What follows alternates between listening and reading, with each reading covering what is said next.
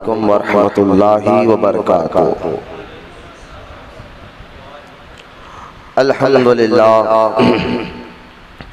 अल्हम्दुलिल्लाहि रब्बिल आलमीन वस्सलातु वस्सलामु अला सय्यिदिल मुरसलीन व अला आलिहि व अस्हाबिहि अजमाइन, अम्मा बाद। वक़ाल अल्लाहु तआला फिल क़ुरआनिल मजीद फ़अऊज़ु बिल्लाहि मिनश शैतानिर रजीम, बिस्मिल्लाहिर रहमानिर रहीम। अल्लज़ीना यत्तबिऊना रसूलन नबिय्यल उम्मिय्यल्लज़ीना यजिदूनहु मक्तूबन इंदहुम फित तौरात वल इंजील, आमन्तु बिल्लाहि सदक़ल्लाहुल अलिय्युल अज़ीम। वक़ाल अल्लाहु तआला फ़ी शानि हबीबिहिल करीम, इन्नल्लाहा व मलाइकतहु युसल्लूना अलन नबिय्यि या अय्युहल्लज़ीना आमनू सल्लू अलैहि व सल्लिमू तस्लीमा। अल्लाहुम्मा सल्लि अला सय्यिदिना व मौलाना मुहम्मद व अला आलिहि व सहबिहि अफ़ज़ल सलावातिका व अददा मालूमातिका व बारिक व सल्लिम। सलातो व सलामुन अलैका या रसूलल्लाह सल्लल्लाहु तआला अलैहि व आलिहि व सहबिहि व सल्लम। हमारा ये इफ्तिवारी इज्तिमा और रबीउल मुबारक का ये मुबारक महीना, तो इंशाअल्लाह आज का जो उन्वान अज़मत मुस्तफ़ा करीम सल्लल्लाहु अलैहि वसल्लम पर होगा। और जो आयत मुबारका मैंने पढ़ी है इंशाअल्लाह ताला इसी मुख्तसर से तफसीर आपके सामने रखने की कोशिश करूँगा। मैं दुआ करता हूँ अल्लाह ताला से अल्लाह तमाम को कहने सुनने से ज़्यादा अमल की तौफीक अता फरमाए, क्योंकि रबीउल नूर का मुबारक महीना चल रहा है और जैसा ही मिलादुन नबी का ये मुबारक महीना शुरू होता है, हर साल की तरह इससे आशिकों के चेहरों पर खुशी होती है, जालिमों के चेहरे उतर जाते हैं। आशिक खुशियाँ मनाते हैं, जालिम लोग जो है उसके बारे में गैर गलत तफसीरें करते रहते हैं और कुछ नादानों की गलतियों को लेकर उसको एक बड़ा वबाल बनाकर बार बार मीडिया पे उसको चलाते हैं। मैंने कहा कि चंद नादानों मंचलों की गलतियों को लेकर तुम मीडिया में इतना बार बार शोर कर रहे हो, बार बार इस बात पर बात कर रहे हो कि देखो भाई मिलाद के नाम पर डीजे बजाया जा रहा है, नाचा जा रहा है। कहाँ गए उलमाए कराम, कहाँ गए मशाइख़ गुज़ाम? हमने कहा भाई उलमाए कराम मशाइख़ गुज़ाम तो अक्सर इस बात को मना करते। किस आलिम ने कहा कि डीजे बजाओ, किस मशाइख़ ने कहा कि नाचो? ये तो हम भी कहते कि जुलूस मिलादुन नबी सल्लल्लाहु अलैहि वसल्लम पर ना डीजे होना चाहिए, ना नाचना कूदना होना चाहिए, क्योंकि ये जुलूस अदब के लिए होता है, ताज़ीम के लिए होता है, मोहब्बत के लिए होता है। लेकिन चंद मंचलों नौजवानों के इन गलतियों को लेकर ऐसा वबाल मचा रहे हैं लोग सोशल मीडिया पर, और जो है खास तौर पर इस बात को बार बार रिपीट कर सोशल मीडिया पर डाला जा रहा है कि देखो मिलाद में ये हुआ, देखो मिलाद में ये हुआ। मैं उन डालने वाले भी अपने आप को मुसलमान कह रहे हैं, मैं उन नाम निहात अपने आप को मुसलमान कहने वालों, तुम्हारी गैरत उस वक्त क्यों नहीं उठी जब बड़े बड़े बदबख्तों ने हुजूर की शान में गुस्ताखी की, और उस वक्त तो तुम मीडिया नहीं चलाते, उस वक्त तो तुम्हारी कोई मीटिंग मीडिया पर नहीं होती, उस वक्त तो तुम ये नहीं कहते कि हुजूर की शान में गुस्ताखी हो रही है, बार बार रिपीट नहीं करते। एक बार न्यूज़ जल्दी खत्म हो जाती है। क्यों? ये दो नजरी बना है जहाँ हुजूर की गुस्ताखी होती है, माज़अल्लाह बड़े बड़े लोग गुस्ताखी करते हैं और अपने आप को हिंदुस्तानी कह रहे हैं। उस वक्त तो तुम्हारी मीडिया पर कोई रिपीट का प्रोग्राम नहीं होता, उस वक्त तुम उसकी गलती को बार बार दोहराते नहीं, बस जो है चंद मंचले नौजवानों की गलती को बार बार रिपीट कर बयान कर रहे हो, सोशल मीडिया पे जा रहे हो। फिर मैं आज अपने इस महफिल अपने इस चैनल के जरिए कह रहा हूँ, मिलादुल नबी के मुबारक जुलूस में कोई आलिम कोई मशाइख़ नहीं बोलते, तुमको नहीं मालूम, बोलते जरूर है, बताते जरूर है कि ये करना, डीजे बजाना और नाचना कूदना कौन का कि हराम ना जायज है, हर कोई कहता है ना जायज है, लेकिन अगर कोई कर रहा है उसकी एक ही वजह से पूरे जुलूस पर उंगलियां मत उठाओ। पहले ये देखो उंगली उठाने से पहले ये किसके नाम का जुलूस निकल रहा था, किसके नाम की ताजीम बजाई जा रही थी, किसके नाम के लिए ये इज्जत के खातिर जुलूस निकाला गया था। शर्म आनी चाहिए ऐसे दज्जाली मीडिया वालों पर कि डूब कर मर जाओ तुम लोग। जब गुस्ताखी होती है हिंदुस्तान में कहीं भी हुजूर की शान में, तब इतना तुम रिपीट नहीं करते और चंद गलतियों को लेकर इतना रिपीट कर रहे हो। तो खैर मैं अक्सर ये बात कहता हूँ कि अगर मिलाद नबी के जुलूस में कोई गलती हो रही है तो उस गलती को दूर करना चाहिए, मिलाद के जुलूस को तो गलत नहीं बोलना चाहिए। क्योंकि मस्जिद में अगर कुत्ता आ जाए तो कुत्ते को हकाला जाता है, मस्जिद नहीं गिराई जाती। लिहाजा अगर कोई अच्छे चीज में गलती हो रही है तो गलत को गलत बोला जाएगा, जायज को जायज बोला जाएगा। अल्लाह हम तमाम को इन बातों को समझने की तौफीक अता फरमाए। क्योंकि ये मिलाद के जुलूस को निस्बत हुजूर से है अलैहिस्सलाम। तो मैं उन मिलाद के जुलूस में आने वाले नौजवानों को इस इंटरनेट के जरिए सोशल मीडिया के जरिए कहूँगा, खुदा के वास्ते आज के बाद तुम तौबा कर लो। जुलूस की मुबारक हुजूर के नाम मुबारक का जुलूस है के साथ और इज्जत के साथ ताज़ीम के साथ मैं उनको कहूँगा कि खुदा के वास्ते अपनी गलतियों को सुधारो, ऐसा हरकत मत करो जिसकी वजह से जुलूस की बेअदबी हो, जिसकी वजह से अगियार की उंगलियां तुम्हारे पर उठे। लिहाजा ताज़ीम करो, नाचना कूदना सिरगटे फूकना और डीजे बजाना ये सब जो है जुलूस मोहम्मदी के खिलाफ है सल्लल्लाहु अलैहि वसल्लम। लिहाजा अदब का लिहाज करते हुए, ताज़ीम का लिहाज करते हुए इसका ख्याल करना चाहिए। अल्लाह हम तमाम को अमल की तौफीक अता फरमाए। तो खैर ये तो मुख्तसर सी बात आपके सामने रखनी थी जुलूस मोहम्मदी सल्लल्लाहु अलैहि वसल्लम के मुतालिक मैंने आपके सामने रखा। और रहा बिदअत का मसला जो मक्का मस्जिद के खुतबे में कहा गया है कि वो बिदअत है, बिदअत है, उस पर भी हमने जवाब दिया कि वो खुतबा में हुजूर की शान के मुताबिक आयतें पढ़ी जा रही थी, हदीसें पढ़ी जा रही। इसमें दीन को क्या नुकसान पहुंच रहा है, इसमें दीन को क्या तकलीफ हो रही है। बदबख्त है वो लोग जो हुजूर की शान के मुताबिक आयतें पढ़ी जाओ तो उसको बिदअत कहा जा रहा है। माज़अल्लाह, ताज्जुब की बात है, क्या लोग हैं अपने जो अपने आप को मुसलमान कहकर ऐसे मुबारक खुतबों को भी बिदअत के नाम से कह रहे हैं। उनको पता ही नहीं कि बिदअत की भी कई किस्में होती है, एक अच्छी बिदअत एक बुरी बिदअत। लिहाजा इस पर भी जो है इंशाअल्लाह एक मुकम्मल फलसफा बिदअत पर मेरा, क्योंकि अभी वक्त नहीं है, क्योंकि आने में पहले मुझे भी ताक़ीर हो गई है, तो वक्त नहीं है कि इस पर मैं मुकम्मल टॉपिक बयान करूं। लेकिन इंशाअल्लाह इसी चैनल के जरिए एक मुकम्मल टॉपिक होगी फलसफा बिदअत पर, यानी बिदअत का मतलब क्या है, उसका फलसफा क्या है, उसके क्या है काम है। इंशाअल्लाह बस आएंगे, बस इतना याद रखें कि एक अच्छी बिदअत एक बुरी बिदअत होती है, सिर्फ बुरी बिदअत नहीं, अच्छी और बुरी दोनों होती है। लिहाजा इस पर भी हम इंशाअल्लाह ताला बयान करेंगे। अल्लाह हम तमाम को हुजूर का सच्चा आशिक बनाए और हमारे नस्लों में क़यामत तक अल्लाह ताला आशिक रसूलों को ही पैदा फरमाए। आमीन। तो बोलिए यार, कितनी बड़ी दुआ है। आज के दौर के हिसाब से हम चले जाएंगे, आपके बेटे पर पोते औलाद गुजरेंगी, आपको अच्छा दिखेगा कि बदअक़ीदा हो जाए। अल्लाह अकबर, आपकी खबरों में रूह तड़प जाएगी। लिहाजा इतनी बड़ी दुआ मैं अक्सर कहता हूँ कि अल्लाह ताला कुदरत वाला, इख्तियार वाला है, इसलिए तो दुआ तो करो ना कि या अल्लाह हमारे हमको भी सच्चा आशिक रसूल बना और क़यामत तक हमारी नस्लों में जो आएंगे उनको भी सच्चा आशिक रसूल बना। लिहाजा आज जो आयत मुबारक अज़मत मुस्तफ़ा करीम सल्लल्लाहु अलैहि वसल्लम के लिए पढ़ा है, अब देखिए यही तो खुतबा है। कोई अरबी में खुतबा पढ़ते हैं, मिलाद के नाम देते हैं, और कोई उर्दू में पढ़ते हैं। असल खुतबे का मकसद ही क्या होता है? हुजूर की तारीफ को बयान करना। इसमें क्या बुराई नजर आ रही है? ताज्जुब की बात है। तो खैर आइए आयत मुबारक जो मैंने पढ़ी है, इसमें ये आयत मुबारक सूरह आराफ की है और आयत नंबर 156 है, और ये आयत नंबर 156 से 157 एक आयत में अल्लाह ताला ने हुजूर सल्लल्लाहु अलैहि वसल्लम के 9 सिफत को बयान फरमाया। एक आयत में कितने सिफत? 9 सिफतों को अल्लाह ताला ने बयान फरमाया एक ही आयत में। बोलो ना, बात समझ रहे हैं? एक ही आयत में पूरे 9 सिफत अल्लाह ताला ने जिक्र फरमाया। वो कब? जब मूसा अलैहिस्सलाम ने अल्लाह ताला की बारगाह में अर्ज की थी कि या अल्लाह, तवज्जो फरमाए, उठने बैठने वालों को इग्नोर करिए, मेरी बात पर गौर फरमाए।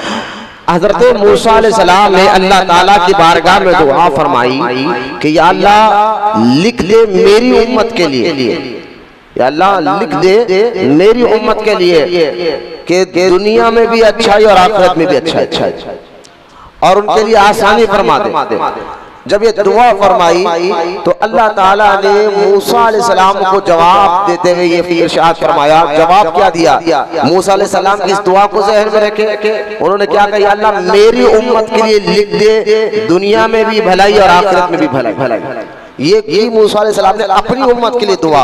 तो इसका जवाब अल्लाह ताला क्या दे रहा है? इसका जवाब अल्लाह ताला इरशाद फरमाता है कुरान हकीम में कि ऐ मूसा लिख दूंगा तेरी उम्मत के लिए भलाई, लेकिन एक शर्त है, एक वादा तुझे और तेरी उम्मत को करना होगा, तेरी उम्मत से वो वादा लेना होगा। वो शर्त क्या बयान की अल्लाह ताला ने? फरमाया अल्लाह ताला अल्लज़ीना यत्तबिऊन रसूल अन्नबिय्यल उम्मी अल्लज़ीना यजीदून। अल्लाह ताला इरशाद फरमाता है मूसा तू चाहता है कि तेरी उम्मत पर मैं भलाई करूं दुनिया में और आखिरत में, तो अल्लाह फरमाता है अल्लज़ीना, तो उस तेरी उम्मत को चाहिए अल्लज़ीना गुलामी करे उस रसूल की, अल्लज़ीना यत्तबिऊन रसूल, के गुलामी कर उस रसूल की जो नबी है, अन्नबिय्य रसूल, उस रसूल की जो नबी है, और कहा अल उम्मिया, और जो उम्मी है। बोला मोहब्बत से यहाँ गौर करे कि अल्लाह ताला ने मूसा अलैहिस्सलाम को कहा ठीक है मूसा तेरी उम्मत के लिए भलाई करूंगा, लेकिन शर्त ये है कि तेरी उम्मत ईमान लाए मेरे रसूल पर। ये तमाम क़यामत तक यहूदियों के लिए बात है कि ईमान लाए मेरे रसूल पर। और क्योंकि अर रसूल जब भी कुरान में अल्लाह ताला मुतल्लक रसूल कहे तो समझ जाओ यहाँ रसूल से मुराद हमारे नबी की ज़ात मुबारक है। जब भी कुरान में सिर्फ रसूल नाम है तो समझो यहाँ खिताब हुजूर से हो रहा है। हाँ, अल्लाह ताला का करम देखे कि लेकिन जब किसी और रसूल का जिक्र करता है कुरान में तो अल्लाह ताला रसूल के बाद उस नबी का नाम ले लेता है कि अर रसूल इब्राहीम, अर रसूल नूह। कभी किसी रसूल का जब अल्लाह ताला जो है जिक्र करता है तो डायरेक्ट उस नबी का उस रसूल का नाम भी ले लेता है। लेकिन जहाँ जिस आयत में अल्लाह ताला नाम ना ले किसी का और कहे अर रसूल, तो इससे मुराद ना कोई नबी नहीं बल्कि हमारे नबी हुजूर सल्लल्लाहु अलैहि वसल्लम की ज़ात मुबारक होती है। पहले तो ये बात याद रखिए, इस आयत मुबारक को जब ये 9 सिफत में आपके सामने बयान करूंगा कि अल्लाह ताला ने अर रसूल, वो रसूल की गुलामी करे उसकी कौन? जो रसूल है। अल नबी, जो नबी है। अल उम्मी, जो उम्मी है। लिहाजा यहाँ इस आयत मुबारक को समझते थे, जैसे एक हदीस पाक में आपको बयान कर दूं कि अल्लाह के रसूल सल्लल्लाहु ताला अलैहि वसल्लम ने इरशाद फरमाया कि कोई भी शख्स चाहे वो यहूदी हो या नसरानी हो, वो बगैर मेरी गुलामी, बगैर मुझ पर ईमान लाए जन्नत में जा ही नहीं सकता है। हालांकि एक यहूदी मूसा अलैहिस्सलाम को मानता है नबी, उज़ैर अलैहिस्सलाम को मानता है नबी, एक ईसाई हज़रत ईसा अलैहिस्सलाम को नबी मानता है, खुदा का बेटा भी नहीं मानता, नबी ही मानता है और उनके जरिए अल्लाह को तलाश करता है, अल्लाह की इबादत करता है। लेकिन हुजूर फरमाते हैं मेरे आने के बाद अब कोई यहूदी, कोई नसरानी का कलमा ला इलाहा इल्लल्लाह मूसा कलीमुल्लाह, ला इलाहा इल्लल्लाह ईसा रूहुल्लाह नहीं होगा, बल्कि ला इलाहा इल्लल्लाह मुहम्मदुर रसूलुल्लाह होगा।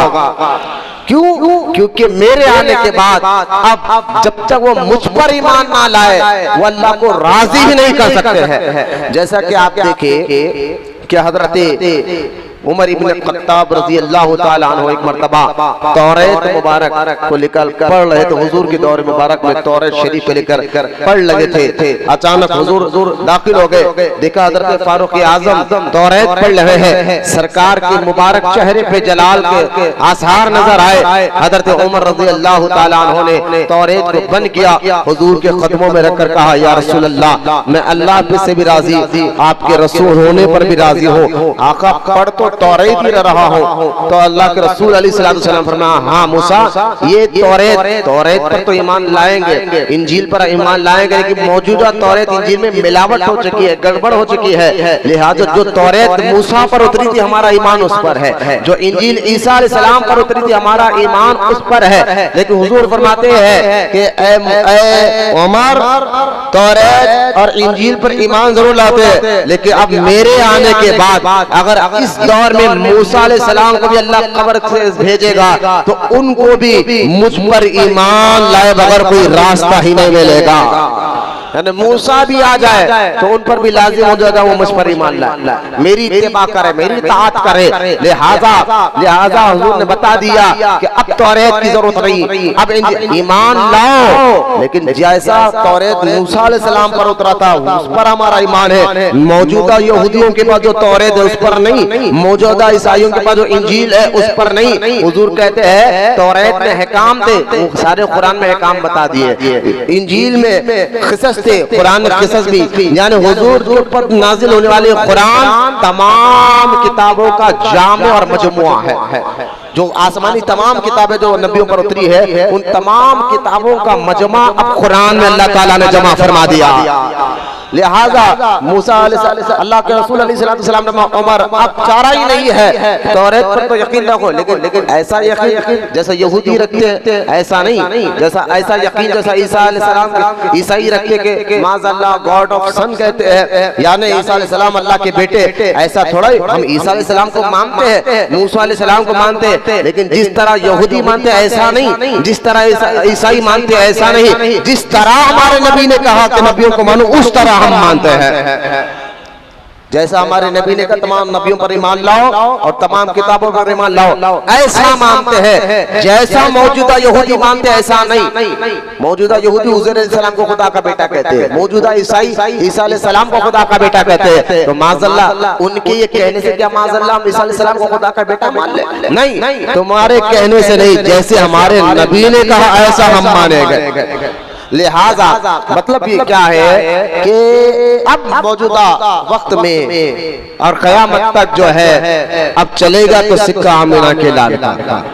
हुजूर अलैहिस्सलाम की ज़ाते मुबारका पर ही बात चलेगी और उन्हीं पर ईमान लाया जाएगा। अब देखे, अब इस हदीसों को ज़हन में रखे, अब ये आयत मुबारक आपको आसानी से समझ में आ जाएंगी कि अल्लाह ताला ने मूसा अलैहिस्सलाम कह रहे, या अल्लाह लिख दे मेरी उम्मत के लिए, क्या दुनिया में भी भले और आखिरत में भी भले। ये तो दुआ मूसा अलैहिस्सलाम कर रहे थे, तो अल्लाह ताला ने क्या जवाब दिया? लिखूंगा, लेकिन क्या अल्लज़ीना यत्तबिऊन रसूल, मेरी शर्त यह है तेरे गुलाम ऐ मेरे मूसा तेरे गुलामों तेरी उम्मतियों को कहे अल्लज़ीना यत्तबिऊन रसूल, गुलामी करे इस रसूल की।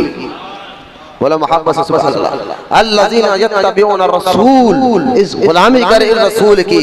कौन रसूल? अब उनकी सिफत अल्लाह बयान फरमा, हमारे नबी की सिफत बयान फरमा, अन नबी क्या कहा? रसूल है और वो नबी है। नबी का माना क्या होता है? तमाम लुगत में बड़े बड़े बतकीदा वहाबियों ने भी तर्जुमा अल-नबी, ये कुरान का लफ्ज़ है ना, नबी किया, तो कुरान में ये लफ्ज़ किया भाई, जब अरबी लफ्ज़ है तो उसका माना भी होना चाहिए, मतलब भी होना चाहिए। तो अल-नबी का माना कई बतकीदा वहाबियों ने कुरान पाक में कहा नबी से मुराद सिर्फ नबी लिख दिया। मैंने कहा भाई यहाँ तो कुरान में नबी कह रहा है, तो सिर्फ नबी का माना नबी क्यों लिखा जा रहा है? असल माना लिखो, नबी का मतलब क्या है?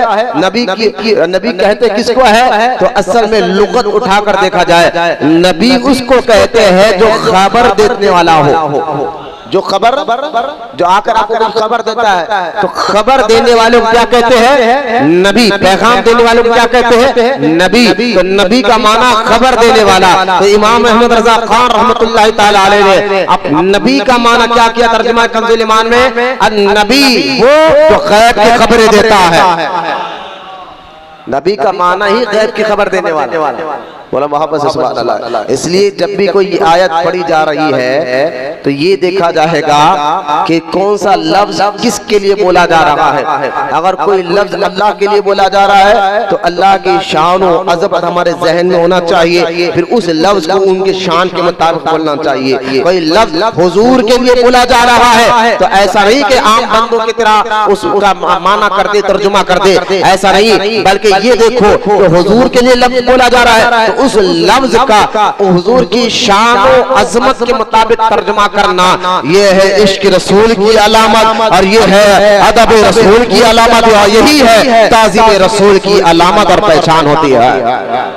लिहाजा अन्नबी, अब क्या कर रहा है, अल्लज़ीना यत्तबिऊन रसूल, गुलामी करे। मूसा अपने गुलामों से कहे अगर तुम चाहते हो कि मैं तुम्हारे लिए भलाई लिख दूं दुनिया और आखिरत में, क्यों? क्योंकि सरकार अलैहिस्सलाम फरमाते हैं कि क़यामत के दिन जब हिसाब किताब के बाद सबसे पहले जन्नत में मैं जाऊंगा और जब तक मैं नहीं जाऊंगा कोई नबी नहीं जा सकता। जन्नत के अंदर सबसे पहले हुजूर फरमा रहे हैं मैं जाऊंगा और जब तक मैं नहीं जाऊंगा और कोई नहीं जा सकेगा। और इसी तरह के सबसे पहले जन्नत में मेरी उम्मत जाएगी और जब मेरी उम्मत जाएगी तब तमाम नबियों की उम्मत जाएगी, तमाम नबियों की उम्मत जाएगी। क्यों? क्योंकि अल्लाह ने फरमाया मूसा ये तो कह रहा है कि मेरी उम्मत के लिए भलाई लिख दे दुनिया की और आखिरत के लिए। अल्लाह ने फरमाया नहीं, ये तो काम ये भलाई दुनिया आखिरत की तेरी उम्मत के लिए तो नहीं, लेकिन हाँ हमने महबूब की उम्मत के लिए लिख दिया है, अपने हबीब की उम्मत के लिए लिख दिया है। अब तेरी उम्मत चाहती है कि उनको भी ये अगर मिले तो उनसे कह गुलामी कर रसूल की। अरे बोलो ना सुभान अल्लाह। उनसे कह दे कि गुलामी कर इस रसूल की। कौन? जो रसूल है। कौन? जो नबी है। जो रसूल है, जो नबी है। फिर फरमाया कौन? जो उम्मी है, जो उम्मी नबी है। अब यहाँ उम्मी का तर्जुमा आप देखिए। उम्मी का तर्जुमा कहते हैं माज़अल्लाह जो अक्सर कॉलेज यूनिवर्सिटी में पढ़ाने वाले, दीनियात को पढ़ाने वाले, दीन पढ़ाने वाले, उम्मी का माना क्या करते हैं? अनपढ़। माज़अल्लाह जो अनपढ़ नबी थे माज़अल्लाह। यहाँ उम्मी का माना, हाँ अगर अरबी लुगत में उम्मी का माना अनपढ़ के आ रहा है, बगैर पढ़े लिखे के आ रहा है, लेकिन यहाँ ये देखा जाएगा ये लफ्ज बोला किसके लिए जा रहा है? उम्मी का लफ्ज बोला किसके लिए जा रहा है? आम आदमियों के लिए या रसूल के लिए? आम आदमियों के बात तो ये ठीक है कि आम आदमी तो बगैर पढ़ा लिखा पैदा होता है, अनपढ़ होता है, लेकिन ये लफ्ज आम आदमियों के लिए नहीं, रसूल और नबी के लिए बोला जा रहा है। तो उम्मी का जो लफ्ज है अब रसूल के लिए बोला जा रहा है तो उनकी शान और अजमत को जहन में रखते हुए इसका सही तर्जुमा करना होगा। अब देखिए अब इसका सही तर्जुमा क्या है? उम्मी का माना बदाक़िदा वहाबी हो और जो दीनियात पढ़ाने वाले प्रोफेसर टीचर हो वो कहते हैं अनपढ़ के, लेकिन नहीं बोले ना भाई लुगत में तो यही है। मैंने कहा लुगत में होगा, अरबी डिक्शनरी में होगा, अरबी ग्रामर में हम पढ़ेंगे तो यही माना होगा, लेकिन ये देखा जाए बोला किसके लिए जा रहा है? बात समझ रहे हैं ना? बोला रसूल के लिए जा रहा है तो इसका माना वो नहीं रहेगा, क्योंकि एक लफ्ज के अरबी के हजारों माने होते हैं। तो माना करने से पहले ये दे कि जो लफ्ज मुझे हुजूर की शान यानी शान के खिलाफ नहीं मिला, ऐसा लफ्ज नहीं बोले जाएगा, वो लफ्ज बोल जो हुजूर की शान के मुताबिक होगा। अब इसका सही माना क्या है? अल-उम्मी, उम्मी कहते हैं माँ को। क्या कहते हैं? उम्मी कहते किसको? माँ को, यानी वो अल-उम्मी, वो जो माँ पेट से अखलाक लेकर आया। समझे? अल-उम्मी के वो जो पैदाइशी तौर पर अखलाक लेकर आया, वो जो पैदाइशी तौर पर नबी बनकर आया।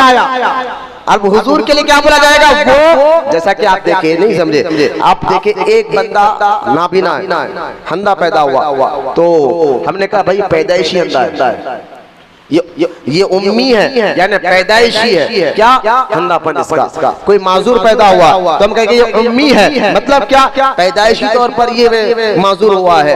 अगर कोई दीवाना पैदा हो जाए पैदाइशी तौर पर तो कहते हैं ये उम्मी दीवाना है, यानी माँ के पेट से ही ऐसा है, माँ के पेट से ही लंगड़ा है, माँ के पेट से ही अंधा है, माँ के पेट से ही लूला है। मैंने कहा उम्मी का माना वो जो माँ के पेट से ही ऐसा पैदा हुआ, माँ के पेट से ऐसा पैदा हुआ। तो अब सुने इस माने को ध्यान में रखते हुए अल्लाह कहता है अन्नबीयुल उम्मी जी, ये वो नबी है जो माँ पेट से नबी पैदा हुआ है।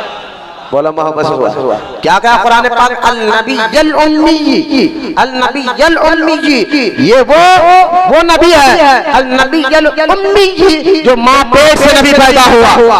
यानी देखिए पढ़ने लिखने के लिए क्या होता है, एक टीचर की जरूरत होती है या एक वो लिखने की जरूरत होती है, लिखना हो या पढ़ना हो। बच्चों को हका लो मियाँ क्या देख रहे हैं बच्चों को अंदर, लिहाजा लिखना हो या पढ़ना हो तब जो फरमाए कि ये जो लिखना होता है या पढ़ना होता है, ये दोनों चीजें किस लिए हम पढ़ रहे हैं, किस लिए हम लिख रहे हैं, बोले इल्म हासिल करने के लिए। पढ़ने के पढ़ा इसलिए जाता है कि इल्म हासिल करे, लिखा इसलिए जाता है इल्म हासिल करे। मैंने कहा अल्लाह ताला ने हमारे और आपके नबी को पढ़ने का भी मोहताज नहीं बनाया, लिखने का भी मोहताज नहीं बनाया। क्यों? क्योंकि अल्लाह ने कहा अन्नबीयुल उम्मी जी, इसका उस्ताद दुनिया में कोई और नहीं बल्कि वो जो नबी पैदाइशी तौर पर नबी है, यानी पैदाइशी तौर पर ये पढ़ा लिखा हुआ है, यानी माँ पेट ये नबी बनकर आया है और माँ पेट ये पढ़ा लिखा होकर आया है। क्यों? क्योंकि इसका उस्ताद दुनिया में कोई और नहीं है बल्कि अल्लाह का माता अर्रहमान अल्लमल कुरान, रहमान का उस्ताद है। अगर अल्लाह ताला ने हमारे नबी को दुनिया में किसी का मोहताज नहीं बनाया तो इसमें ताज्जुब की क्या बात है? बात समझे आप? इसमें कौन सी गलत बात आपको नजर आ रही है वहाबियों कि अल्लाह ताला ने हमारे नबी को बोले नहीं ये आप क्या कह रहे हैं कि नबी की इतनी तारीफ कर खुदा के बराबर कर रहे हैं। तो मैंने कहा ना मैं बताना ये चाह रहा हूँ कि ये तारीफ हमने नहीं अल्लाह ने बयान फरमाई अन्नबीयुल उम्मी जी। मैं अभी बताया उम्मी का माना माँ पेट से ऐसा, माँ पेट से अंधा, माँ पेट से जो है दीवाना, लिहाजा अन्नबीयुल उम्मी जी अल्लाह कहता है ये माँ पेट से खबरदार बनकर पैदा हुआ, इल्म वाला बनकर पैदा हुआ, नबी बन। मैंने कहा नबी का माना क्या? गौर की खबरें देने वाला। और अल्लाह क्या कहा नबीयुल उम्मी जी कि दुनिया में आकर कॉलेज में पढ़कर, यूनिवर्सिटी में पढ़कर, मदरसे में पढ़कर कोई इसके उस्ताद बाप दादा ने नहीं पढ़ाया। क्यों? क्योंकि हमने इसको पढ़ाकर भेजा है। अन्नबीयुल उम्मी जी पैदाइशी तौर पर बोलो ना मोहब्बत। इसलिए हुजूर क्या कोई उस्ताद दुनिया में नहीं था? अगर आप हुजूर की जिंदगी का मुताला करें, आपकी सीरत मुबारक का मुताला करें, ना हुजूर ने किसी से पढ़ा, ना आपके दादा, ना वालिद, ना कोई आपका उस्ताद है दुनिया में। जैसे कि उम्मन बुजुर्गान दीन का उस्ताद होता है, कोई औलिया अल्लाह अपने वालिद से पढ़ते, दादा से पढ़ते, कोई उनके उस्ताद होते हैं। लेकिन ये मामला हुजूर के साथ नहीं है। बोले ये क्या कर रहे हैं? मैंने कहा ये महबूबियत है। ये क्या है? ये महबूबियत है, ये मुख्तारियत है, जो ये खुसूसियत है जो अल्लाह ने हमारे नबी को अता फरमाया है। इसमें ताज्जुब की क्या बात है? इसलिए इमाम अहमद रजा खान फरमाते हैं मैं तो मालिक ही कहूंगा कि हो मालिक के हबीब, मैं तो मालिक ही कहूंगा कि हो मालिक के हबीब, यानी महबूब मोहिब में नहीं मेरा तेरा। इसमें भी बड़े वहाबियों को चुरका लगता। मालिक बोले मालिक तो क्या कर रहे हो? मालिक तो अल्लाह। बोले कैसा? बोले मालिक यौमिद्दीन, कुरान में अल्लाह रोज़े जज़ा का मालिक अल्लाह है, तो लिहाजा ये तुम हुजूर को मालिक कह रहे हो, शिर्क हो रहा है, बिदअत हो रहा है। मैंने कहा सुनो, अगर मालिक का एक लफ्ज मिलता है मिल मालिक का एक मलक होता है। मैंने कहा हाँ, तो आप गौर करें कि आज जो काबेतुल्लाह के पास जब हज के लिए जाते हैं, हाजी उम्रे के लिए जाते हैं, तो उसके दरवाजे हैं 70-80 दरवाजे। उन दरवाजों पर क्या लिखा है? मालिक बाप मालिक अब्दुल फहाद, बाप मालिक अब्दुल फला फला। मैंने कहा अब लगा शिर्क का फतवा, अब बोल, हिम्मत है अपने बाप का माँ का जना है तो बोलना, फतवा लगा कि काबे के दरवाजे के पास एक तुमने मालिक अब्दुल फहद को लगाया, मालिक अब्दुल, मैंने कहा ये तुम्हारे अब्बा है, तुम बोल नहीं सकते।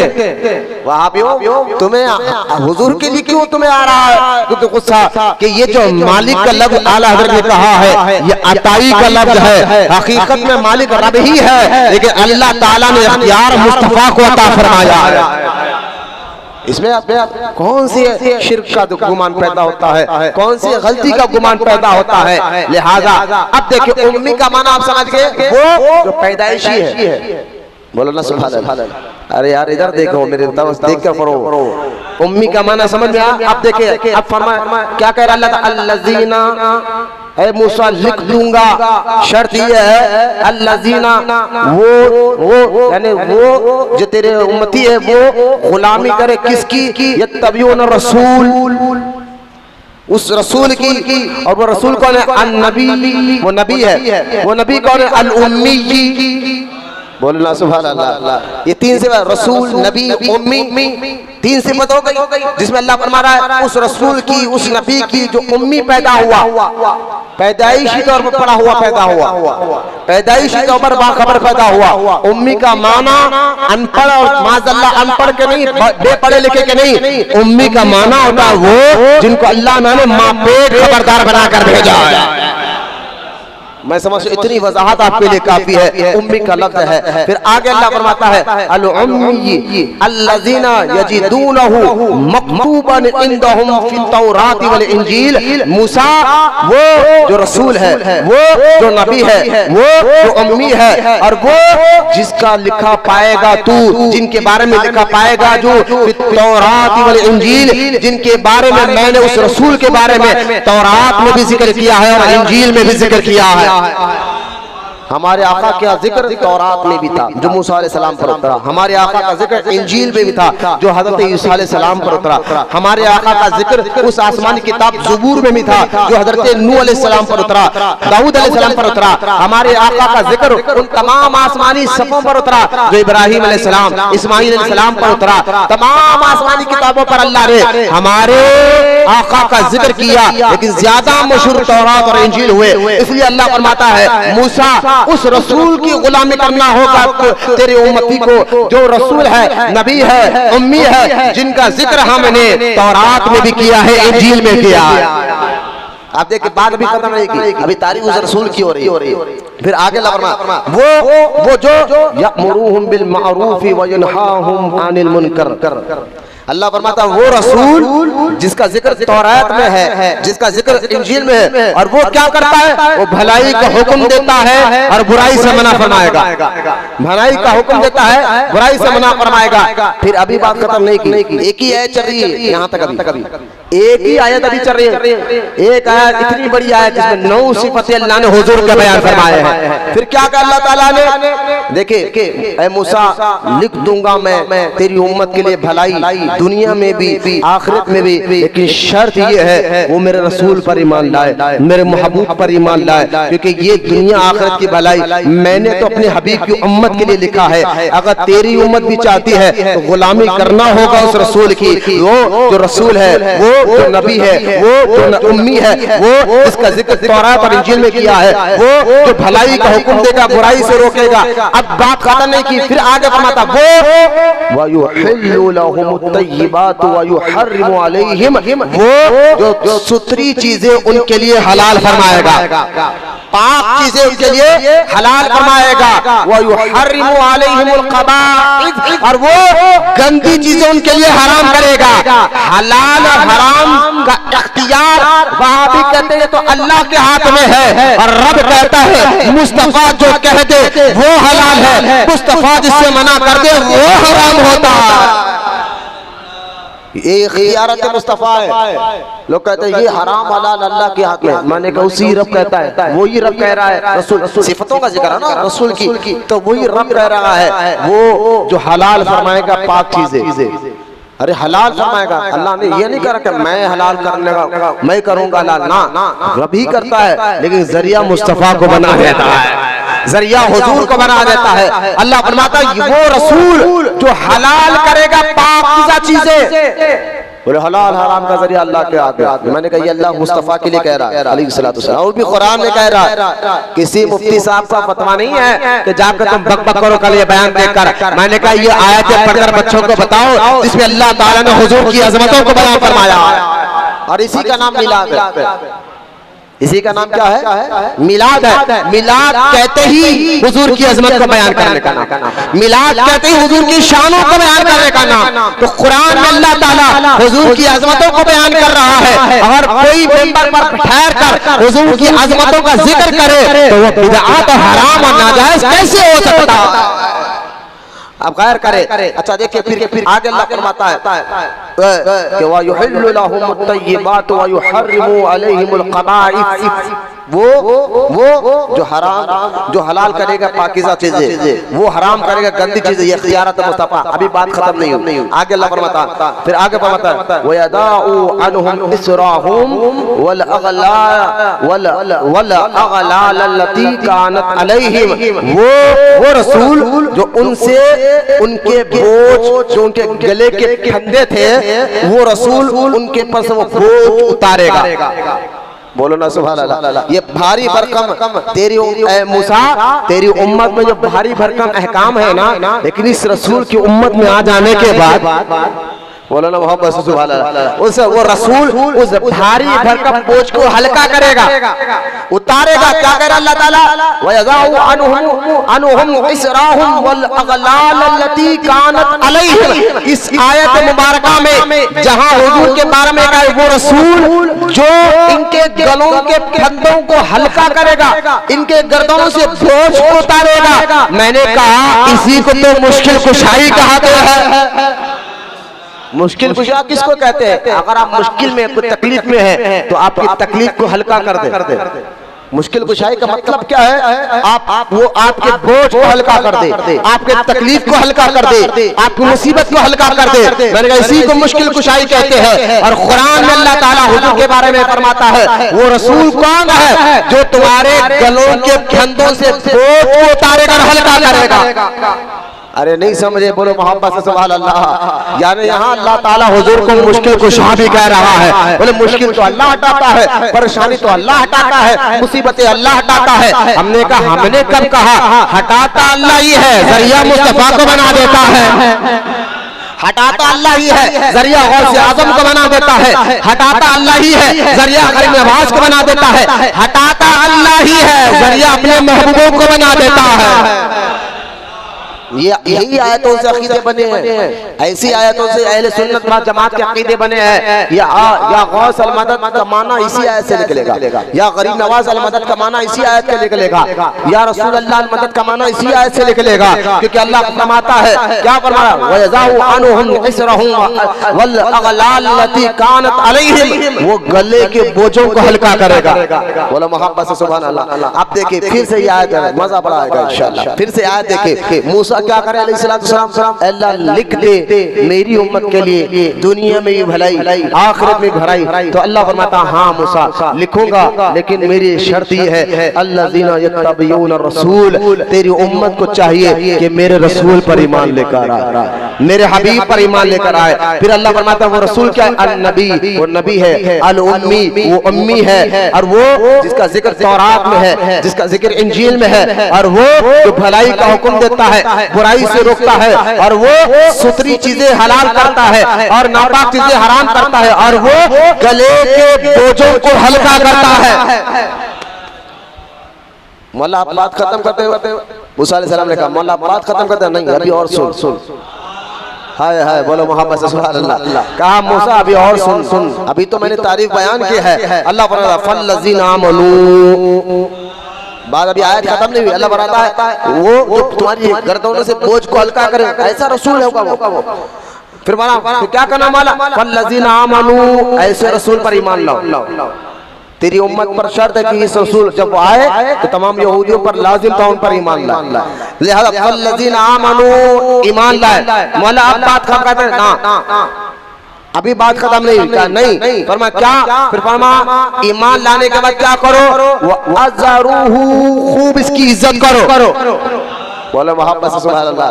वो अज़रूह, मैं यही तो कह रहा हूँ, खूब ताज़ीम करो। अगर हम पूछते हमसे कि मौलाना ये मिलाद के मौके पर ये जो हम लाइटें लगाते हैं, गलियों को सजाते हैं, जुलूस निकालते हैं, कोई फर्ज है? नहीं, ना फर्ज है ना वाजिब है, हम कहते हैं ना सुन्नत है। अगर कोई कर ले तो भी सवाब, ना करे तो गुनाह भी नहीं है। तो मुझे बताइए हमने कब कहा कि अपने घरों को सजाओ? नहीं सजाए तो नहीं सजाने वाला गुनाहगार होगा, सजाए अच्छी बात है, नहीं सजाए गुनाह भी नहीं है। लेकिन हमसे पूछते हैं ये करना क्या जरूरी है, किस लिए करते हो? तो अल्लाह कुरान में फरमाता है वो आज़रूहू, मेरे हबीब की खूब इज्जत किया करो, खूब ताज़ीम किया करो। तो ताज़ीम का एक जरिया गलियों को सजाना भी है, ताज़ीम का एक जरिया गलियों को झंडे लगाना भी है, ताज़ीम का एक जरिया लाइटें लगाना भी है। गलियां सजाकर लाइटें लगाकर हम बताते या अल्लाह हम तेरे हबीब की खूब इज्जत करते हैं।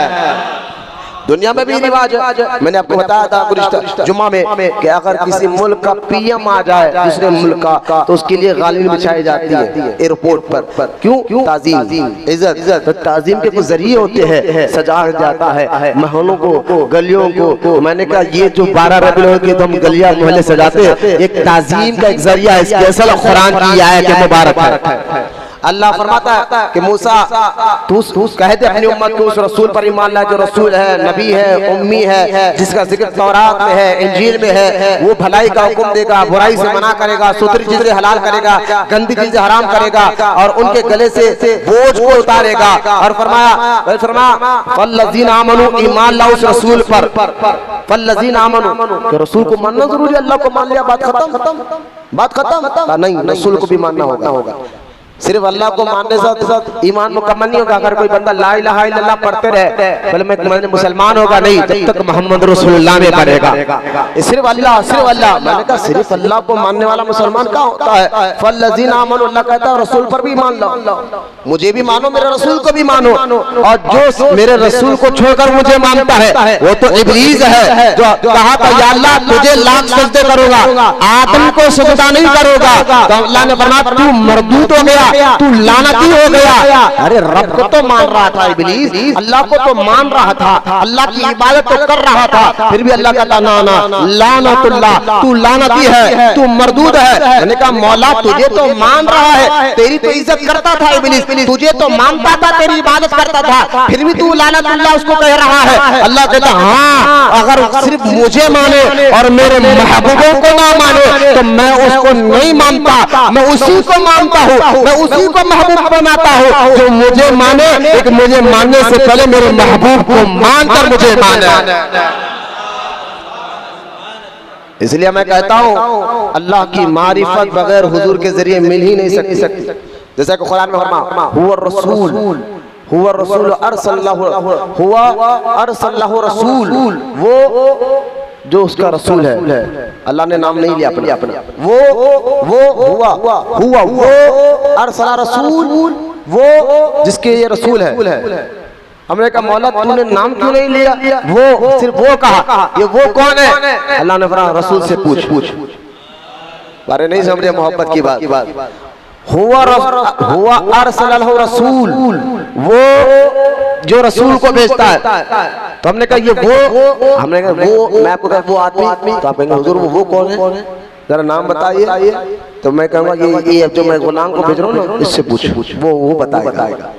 तो अल्लाह ने कहा हुआ रसूल, वो जो रसूल को भेजता है। तो पता क्या चला, रब की पहचान, रब की मारिफत रसूल के जरिए ही मिला करती है। रब की पहचान रसूल के जरिए ही मिला करती है। लिहाजा अच्छा बात अब खत्म कर दे मौला, तूने कहा ईमान लाओ इस रसूल पर, इज्जत करो उस रसूल की। अल्लाह ने फरमाया नहीं, अभी और है। बोलो ना सुभान अल्लाह। क्या बोले मौला और क्या है? फल्लज़ीना आमनू, ईमान लाओ इस रसूल पर। कहा वो अज़रूहू, उनकी ताज़ीम करो। हाँ आगे सुन, वो नसरूहू, बोलो मोहब्बत से सुभान अल्लाह। अब जब ये आ जाए मूसा तो फिर इनकी मदद करना, इनकी इताअत करना। व नसरुहु, तेरी उम्मत को कह दे जब उनके दौर में मेरा हबीब आ जाए, तेरा कलमा नहीं इनका कलमा पढ़ना और तेरी ने इनकी मदद करना।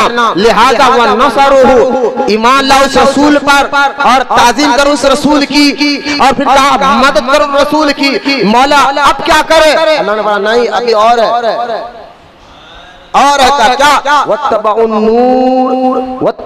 नूर अल्लज़ी उन्ज़िला, अल्लाह ने फरमाया फिर पैरवी करे इस रसूल की जो उसके साथ उतरा कुरान है। जब ईमान ला रसूल पर, इस रसूल पर ईमान ला लिए, जैसे मैंने अल्लाह ने जिक्र किया कौन रसूल? अल्लज़ीना यत्तबिऊन रसूल। मूसा कह दे अपनी उम्मत को वो रसूल की गुलामी करे, कौन से? जो नबी है, उम्मी है, जिसका जिक्र तौरात में है, इंजील में है, और जो भलाई का हुक्म देता है, बुराई से मना करता है, सुरती चीजें हलाल करता है और गंदी चीजें हराम करता है।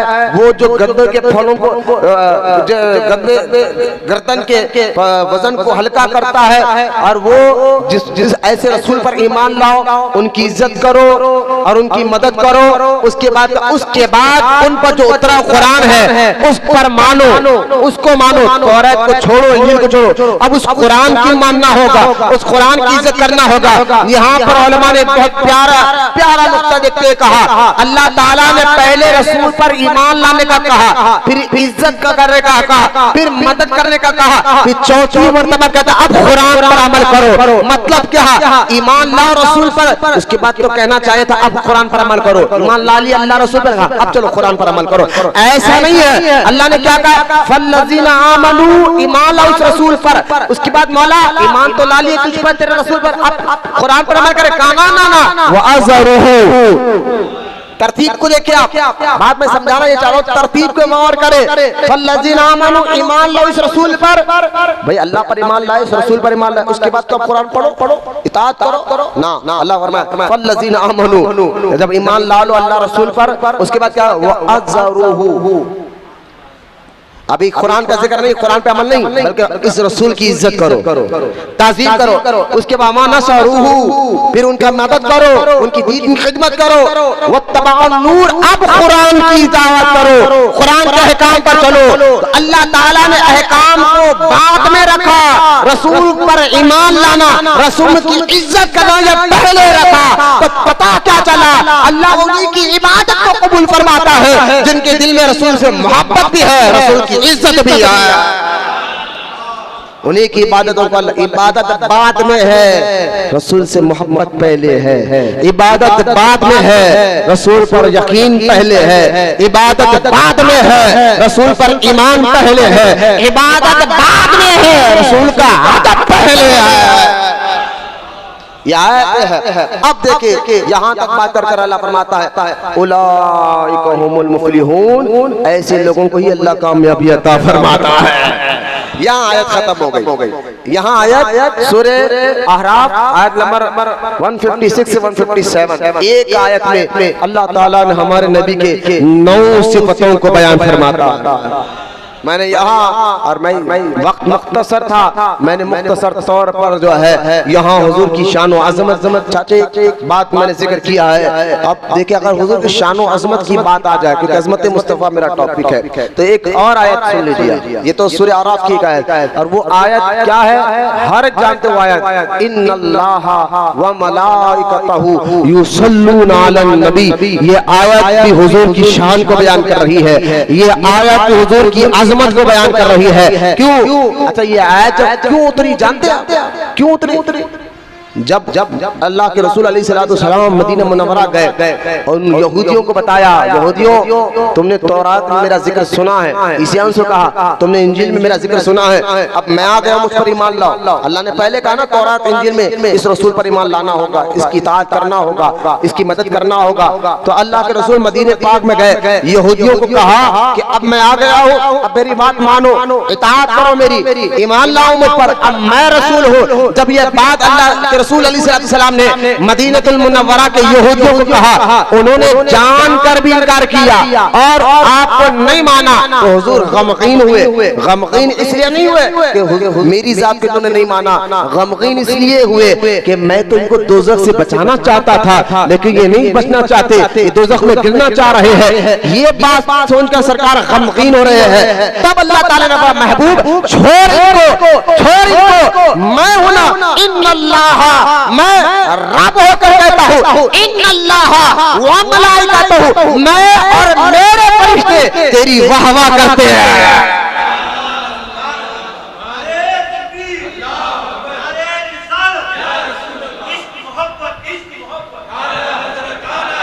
यह है इन्नल्लाह, मैं और मेरे फरिश्ते हबीब तेरी वाहवा करते हैं, तेरी ताज़ीम को बयान करते हैं, तेरी तुझ पर रहमत भेजते हैं। और फिर अल्लाह फरमाया, या अय्युहल्लज़ीना आमनू, ऐ ईमान वालों, छोड़ो यहूदियों ने सुनो, जो हबीब जो तुझ पर ईमान लाए ना, अब उनको भी कहता हूं, ऐ ईमान वालों, या अय्युहल्लज़ीना आमनू सल्लू अलैहि व सल्लिमू तस्लीमा। तो सल्लू अलैहि का मतलब क्या है? तो तमाम मुफस्सिरीन कहते हैं यहाँ सलात के माने रहमत के भी है, लेकिन सलात के यहाँ एक माना होते हैं सल्लू अलैहि, ऐ ईमान वालों सल्लू अलैहि। अब तो मेरे हबीब पर तो ईमान ला चुके हो ना, सल्लू अलैहि, अब मेरे हबीब की खूब इज्जत करो, खूब इज्जत करो, क्योंकि सलात का एक माना इज्जत के भी है, सलात का एक माना ताज़ीम के भी है। तो यहाँ ईमान वालों को अल्लाह कह रहा है सल्लू अलैहि, यानी तुम ऐसी ताज़ीम करो कि तुम्हारी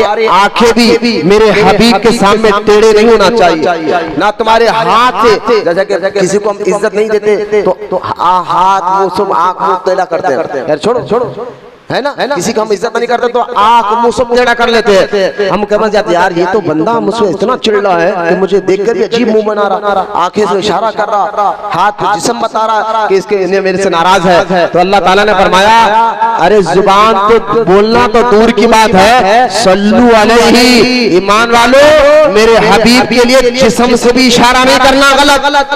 सल्लू अलैहि, तुम्हारी आंख भी मेरे हबीब के सामने टेढ़ी नहीं होना चाहिए। सल्लू अलैहि, तुम्हारा जिस्म भी मेरे हबीब के सामने टेढ़ा होना नहीं चाहिए। खूब मेरे हबीब की इज्जत किया करो।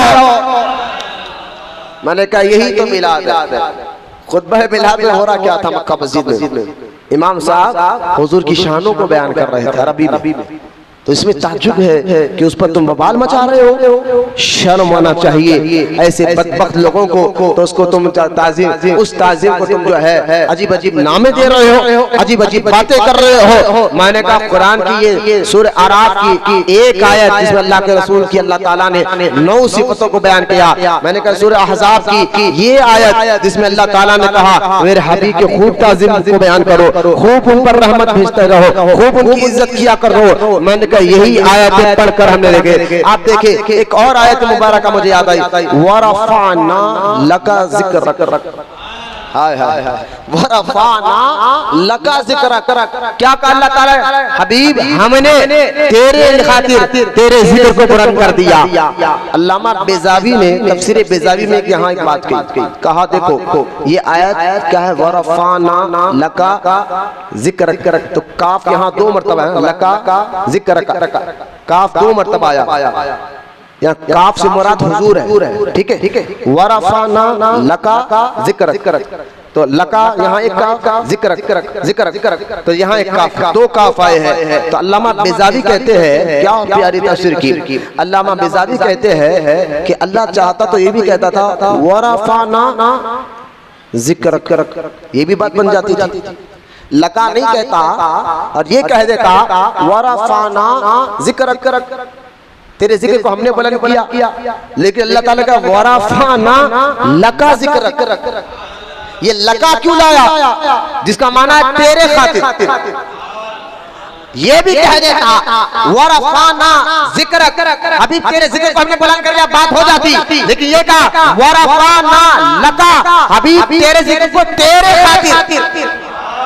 बोलो ना सुभान अल्लाह। ये महबूबियत नहीं तो क्या है? वरफाना लका ज़िक्रक, तो लका लाया बीच में अल्लाह ताला ने, इसलिए कि अल्लाह चाहता था कि अपने हबीब की वाह वाह हो।